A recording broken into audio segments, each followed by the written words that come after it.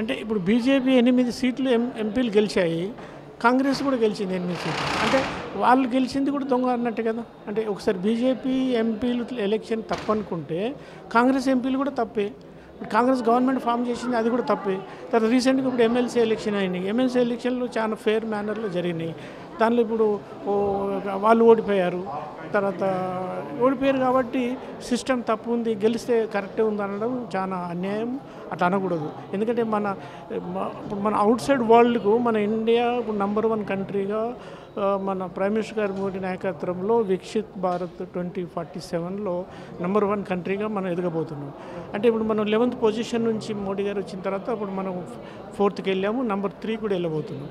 కాబట్టి America, China తర్వాత ఇప్పుడు ఇండియా కాబోతుంది #3. కానీ #2, #1 పొజిషన్కు పోయే టైంలో మన ఎలక్ట్రల్ సిస్టమ్ తప్పు అనేది బయట అవుట్ సైడ్ వరల్డ్ కూడా చాలా రాంగ్ మెసేజ్ పోతుంది.